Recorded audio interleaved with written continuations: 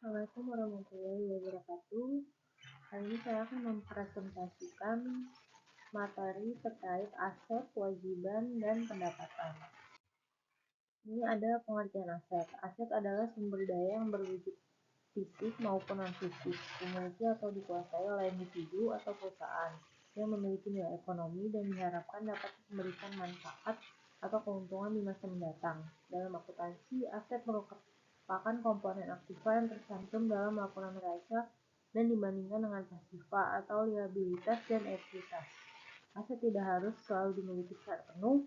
Penguasaan dan hak untuk mengendalikan manfaat ekonomi dari aset tersebut sudah cukup untuk mengkategorikan sebagai aset. Ini ada karakteristik utama aset. Terdapat 3 karakteristik utama yang harus dipenuhi agar sumber daya dapat dikategorikan sebagai aset. Yang pertama, dikuasai atau dikendalikan oleh entitas. Entitas itu adalah perorangan atau perusahaan. Harus memiliki hak untuk mengendalikan penggunaan aset tersebut, baik secara hukum maupun secara de facto. Kepemilikan secara hukum tidak mutlak diperlukan. Yang penting adalah penguasaan atas manfaat ekonomi yang dimiliki aset.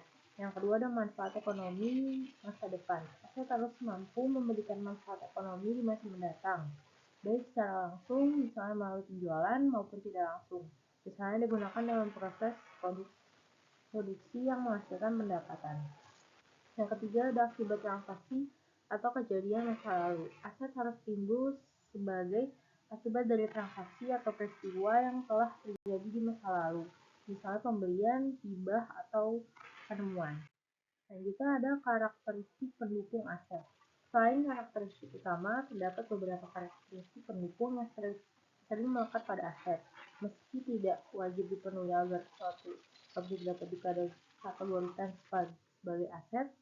Yang pertama itu ada melibatkan biaya atau cost. Umumnya, perolehan aset melibatkan pengorbanan sumber daya ekonomi atau biaya, meskipun tidak selalu menjadi syarat mutlak. Yang kedua ada berwujud banyak aset, memiliki bentuk fisik atau berwujud, tetapi aset juga bisa berupa hak atau sumber daya tak berwujud seperti hak paten atau goodwill. Dapat dipertukarbalikan atau exchangeability. Aset umumnya dapat dipertukarkan atau diperjualbelikan. Meski tidak semua aset harus demikian, karakteristik ini lebih bersifat pelengkap. Yang keempat ada terpisah dan dapat diukur. Aset sebaiknya dapat diidentifikasi secara terpisah dan diukur nilainya secara andal untuk memudahkan pengakuan dan pelaporan dalam laporan keuangan. Selanjutnya ada klasifikasi dan pengukuran aset. Klasifikasi aset, aset tetap dan aset lancar. Aset lancar adalah aset yang mudah dan cepat dikonversi menjadi uang tunai dalam waktu kurang dari 1 tahun atau dalam satu siklus operasi normal perusahaan. Aset ini sangat liquid dan biasanya digunakan dalam aktivitas operasional harian. Contohnya, aset lancar meliputi kas atau uang tunai, surat berharga, misalnya deposito, obligasi, saham, mesel. Yang ketiga ada piutang usaha, keempat ada persediaan barang, yang kelima ada biaya dari muka. Aset tetap adalah aset berwujud yang dimiliki perusahaan untuk digunakan dalam operasi bisnis dan memiliki umur manfaat lebih dari 1 tahun.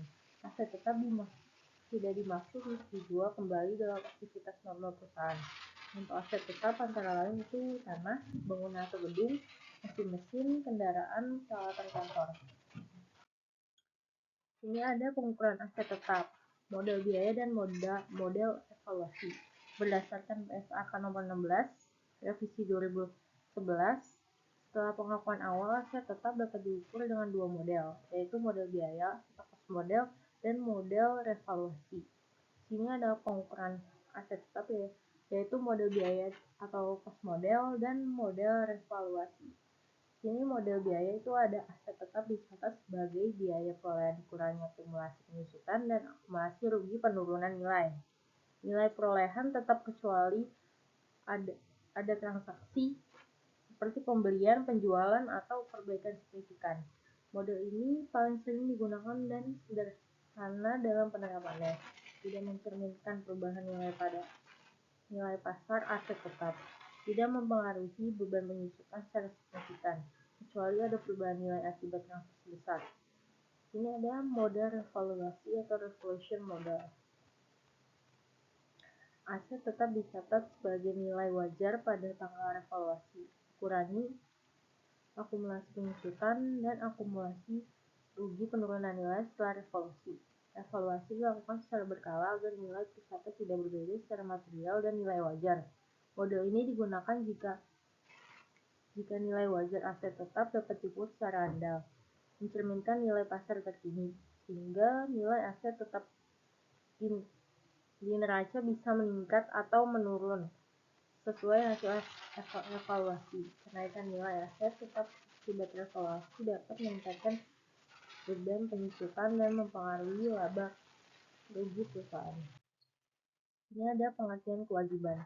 Kewajiban adalah sesuatu yang harus dilakukan atau dikerjakan oleh seseorang dengan penuh tanggung jawab, baik secara moral, sosial, maupun hukum. Menurut Kamus Besar Bahasa Indonesia atau KBBI, kewajiban adalah sesuatu yang diwajibkan, harus dilaksanakan, atau suatu keharusan. Serta dapat diartikan sebagai tugas atau pekerjaan yang harus dilakukan. Ini ada definisi kewajiban. Menurut John Salmon, kewajiban adalah suatu hal yang harus dikerjakan oleh seseorang dan jika tidak dilakukan akan mendapatkan sanksi. Secara umum, kewajiban merupakan tindakan yang mengikat dan harus dilakukan berkaitan dengan norma, aturan, atau hukum yang berlaku, serta mengandung unsur tanggung jawab. Dalam konteks hukum, kewajiban adalah tugas yang harus dipenuhi seorang yang menuntut adanya pengorbanan manfaat ekonomi di masa depan, misalnya pembayaran atau pelaksanaan kewajiban tertentu. Ini ada karakteristik utama kewajiban. Yang pertama itu pengorbanan manfaat ekonomi masa depan. Masa datang, kewajiban mengharuskan adanya pengorbanan manfaat ekonomi di masa depan, berupa transfer atau penggunaan aset. Yang kedua ada keharusan sekarang atau obligasi. Kewajiban timbul dari transaksi atau kejadian masa lalu yang menimbulkan keharusan sekarang untuk melakukan kewajiban tersebut. Yang ketiga bersifat mengikat atau harus dilaksanakan. Kewajiban bersifat mengikat secara moral maupun hukum dan harus dipenuhi oleh pihak yang berkewajiban. Yang keempat ada mengandung unsur tanggung jawab. Pelaksanaan kewajiban harus dilakukan dengan penuh tanggung jawab, dapat dituntut atau dipaksakan pelaksanaannya. Yang kelima, jika tidak dilaksanakan, kewajiban dapat dikenai sanksi atau dituntut secara aturan yang berlaku, memiliki konsekuensi jika dilaksanakan. Yang keenam, ada kewajiban yang diabaikan dapat menimbulkan sanksi hukum, sosial, atau moral. Selanjutnya ada karakteristik pendukung kewajiban. Jadi, kewajiban biasanya melibatkan pembayaran kas atau penyerahan jasa pada waktu yang jumlah tertentu yang jelas. Identitas pihak yang berhak menerima kewajiban juga harus jelas dan kewajiban tersebut harus dapat dipaksakan secara hukum. Ini ada pengakuan kewajiban. Cara pengakuan kewajiban. Pengakuan kewajiban dalam akuntansi pemerintah dan entitas lainnya memiliki beberapa syarat hukum. Syarat utama yaitu besar kemungkinan pengeluaran sumber daya ekonomi. Kewajiban diakui jika ada kemungkinan besar bahwa sumber daya ekonomi akan digunakan untuk menyelesaikan kewajiban tersebut sampai saat laporan keuangan dibuat dan nilai kewajiban dapat dibuat secara andal. Yang kedua ada terjadi peristiwa yang menimbulkan kewajiban. Kewajiban timbul dari transaksi atau kejadian masa lalu yang menyebabkan entitas memiliki hutang atau kewajiban pada pihak lain. Pengakuan pada saat kewajiban timbul, kewajiban diakui pada saat dana pinjaman diterima atau pada saat kewajiban itu sendiri timbul, misalnya saat barang atau jasa diterima atau pekerjaan selesai. Transaksi dengan atau tanpa pertukaran. Pengakuan kewajiban dapat berasal dari transaksi pertukaran atau exchange transaction atau transaksi tanpa pertukaran atau non exchange transaction yang belum dibayarkan sampai tanggal pelaporan. Yang terakhir ada dasar hukum dan kewajiban yang berlaku. Pengakuan kewajiban juga harus sesuai dengan hukum yang berlaku dan kebijakan entitas, termasuk peraturan pemerintah terkait. Selanjutnya ada contoh pengakuan kewajiban. Yang pertama ada utang kepada pihak ketiga. Diakui saat pemerintah menerima hak atas barang atau jasa, termasuk barang dalam perjalanan atau Saat pekerjaan pembangunan fasilitas telah selesai, sebagian harus dilindungi berdasarkan berita acara kemajuan pekerjaan atau serah terima meskipun belum dibayar. Yang kedua, kewajiban kompensasi kepada badan usaha diakui saat terdapat kekurangan penerimaan badan usaha yang diverifikasi dan atau saat penetapan nilai kompensasi final oleh pemerintah. Kerusakan akibat bencana alam. Kejadian diakui ketika pemerintah daerah memutuskan memberikan bantuan dan DPRD mengotorisasi pengeluaran, misalnya untuk menanggulangi bencana baik berupa sumbangan langsung maupun pekerjaan kontraktor yang belum dibayar. Yang terakhir ada kewajiban kompensasi akibat kerusakan tak sengaja, misalnya kerusakan pada kepemilikan pribadi akibat kegiatan pemerintah yang menimbulkan kewajiban membayar kompensasi jika hukum dan kebijakan memungkinkan serta jumlah dapat diestimasi andal. Selanjutnya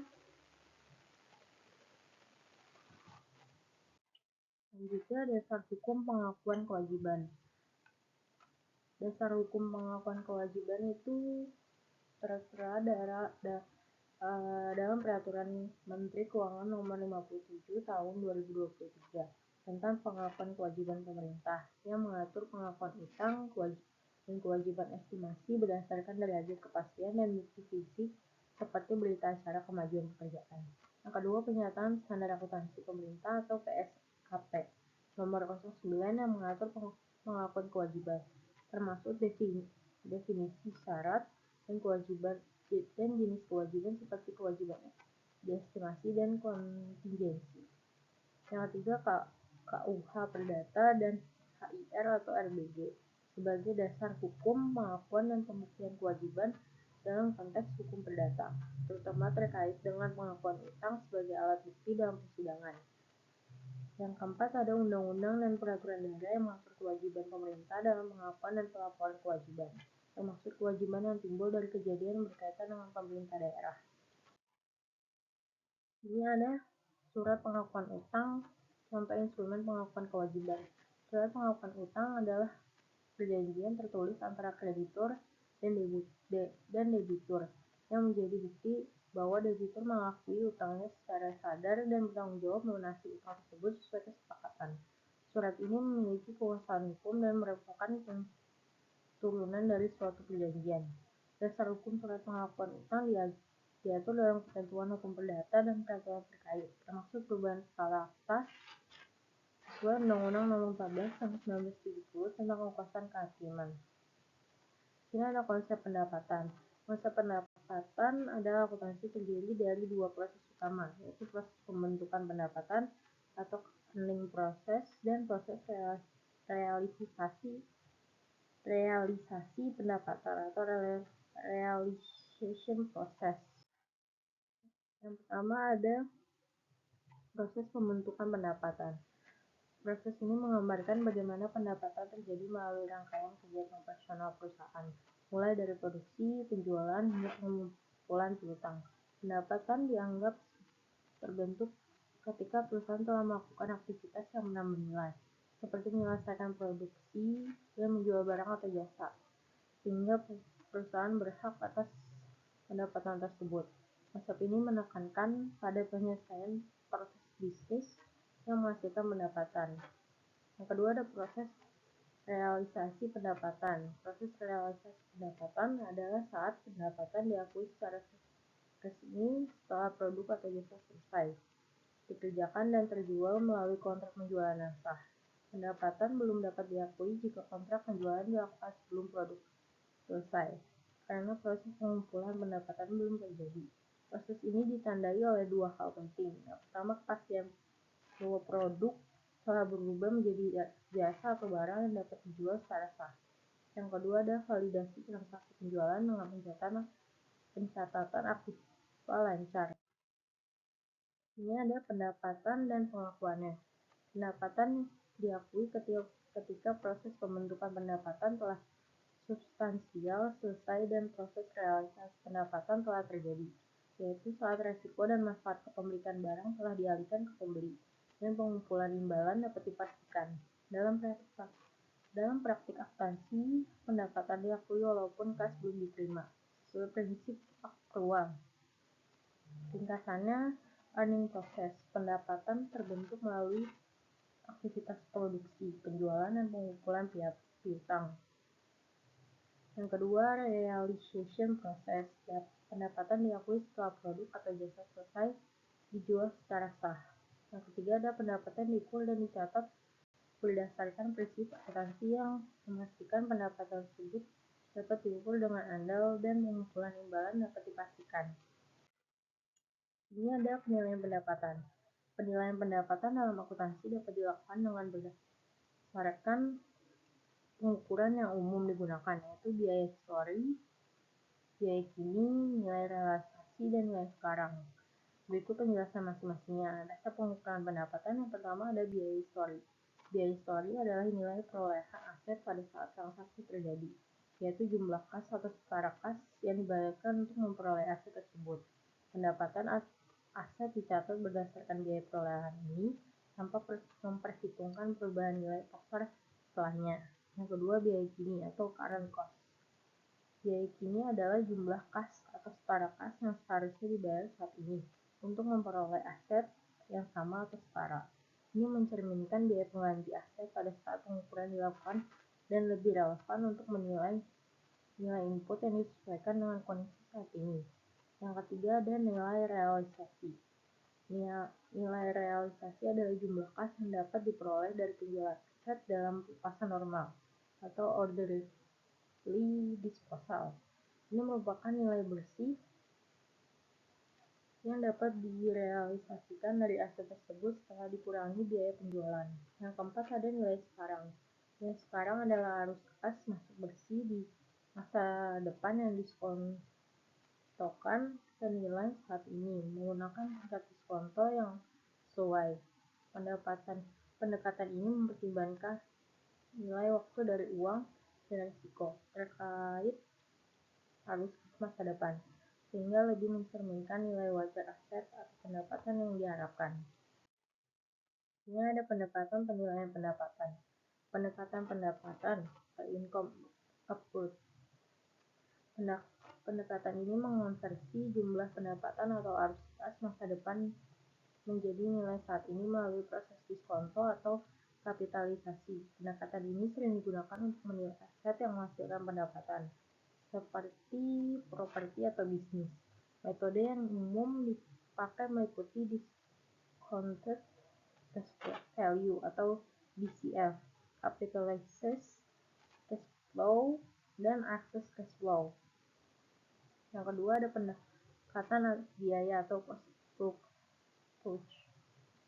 Berdasarkan biaya yang diperlukan untuk mengganti kapasitas pelayanan aset saat ini disesuaikan dengan keusangan fisik, emosional, dan ekonomi. Pendekatan ini sering digunakan untuk menilai aset berwujud. Yang ketiga ada pendekatan pasar atau market approach. Menilai berdasarkan harga dan informasi relevan dari transaksi pasar aset atau variabilitas dan yang identik atau sebanding. Sekian, terima kasih.